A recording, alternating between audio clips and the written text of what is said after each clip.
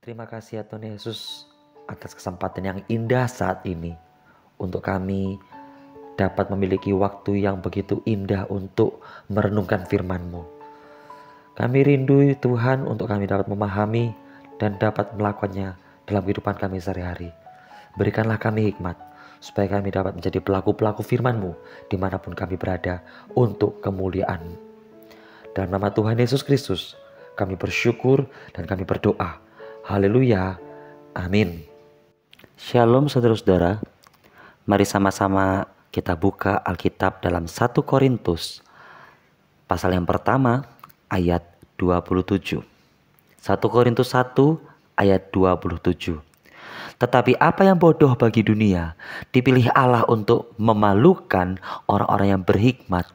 Dan apa yang lemah bagi dunia dipilih Allah untuk memalukan apa yang kuat. Selanjutnya kita akan buka dalam 1 Korintus tetap di pasal yang ketiga ayat 18 dan ayat 19. 1 Korintus 3 ayat 18-19. Janganlah ada orang yang menipu dirinya sendiri. Jika ada di antara kamu yang menyangka dirinya berhikmat menurut dunia ini, biarlah ia menjadi bodoh supaya ia berhikmat. Karena hikmat dunia ini adalah kebodohan bagi Allah. Sebab ada tertulis, ia yang menangkap orang yang berhikmat dalam kecerdikannya. Apa yang kita kejar dalam hidup ini? Sudahkah kita selalu fokus kepada Tuhan yang adalah terutama dan di atas segala-galanya? Atau malah kita menyayangkan waktu untuk Tuhan? Atau mungkin kita malu memperkenalkan Kristus kepada orang lain? Saudara-saudara, kita perlu mengetahui bahwa apa yang dipandang oleh dunia itu berbeda dengan apa yang dipandang oleh Allah. Apa yang dipandang oleh manusia itu berbeda dengan apa yang dipandang oleh Allah.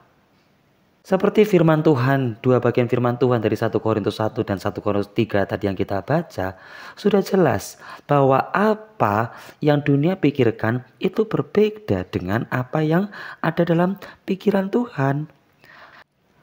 Seperti apa itu? Marilah sama-sama kita melihat ya.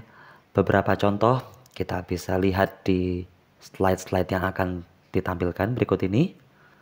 Orang mungkin menyangka bahwa Abraham dan Ishak itu bodoh. Kenapa kok Abraham mau mengorbankan Ishak anaknya untuk Tuhan? Tetapi kita lihat sendiri bahwa Tuhan menyediakan pengganti. Tuhan sudah menyediakan anak domba untuk dikorbankan, bukan Ishak.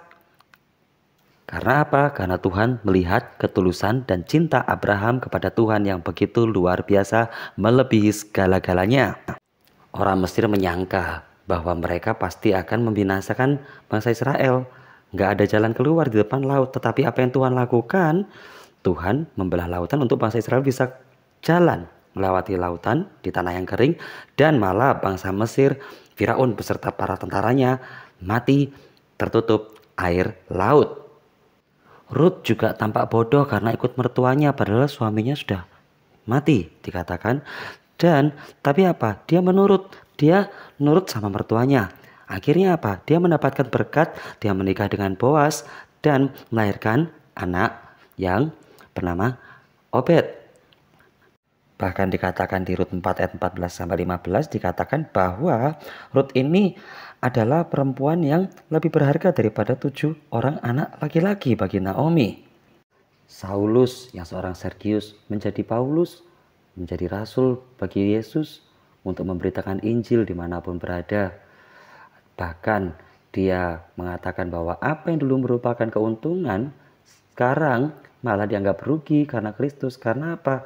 Karena pengenalan akan Kristus itu jauh lebih berharga, jauh lebih mulia. Bahkan Tuhan memakai dia secara luar biasa meskipun di masa-masa di tempat-tempat yang secara manusia tidak mumpuni, tidak memadai untuk bisa memberitakan Injil, tapi dia terus memberitakan Injil, disebarluaskan kepada orang-orang yang belum kenal Tuhan Yesus Kristus. Kita lihat dari contoh-contoh tadi tokoh-tokoh dalam Alkitab bahwa mereka tidak seperti apa yang manusia pikirkan, tidak seperti apa yang dunia pikir, tidak seperti apa yang orang-orang lain pikirkan. Mereka menjadi luar biasa karena Tuhan yang disembah adalah Tuhan yang luar biasa. Sama seperti Tuhan kita yang kita sembah dalam nama Tuhan Yesus Kristus. Dia adalah Raja di atas segala raja, Tuhan di atas segala Tuhan, yang merupakan sumber hikmat, sumber segala-galanya. Makanya dalam Yakobus pun juga dikatakan, buat yang minta hikmat, minta kepada Tuhan, tapi mintanya dengan tulus. Bukan merasa, oh aku layak untuk mendapatkan itu. Tidak, tetapi mintanya dengan tulus. Mari ubah pola pikir kita, paradigma kita mengenai Tuhan, mengenai hikmat dari Tuhan dengan yang diperbandingkan dengan hikmat di dunia ini. Apakah kita masih mau menyayangkan waktu untuk Tuhan? Atau kita masih malu untuk memperkenalkan Kristus kepada orang lain? Mari, pilihlah untuk hidup dalam hikmat yang sejati dalam Tuhan, bukan seperti apa yang dunia pikirkan. Apa yang mereka pikirkan itu berbeda dengan apa yang Tuhan pikir. Ikutlah dalam hikmat Allah, supaya benar-benar nama Tuhan dipermuliakan melalui hidup kita. Amin. Tuhan Yesus memberkati.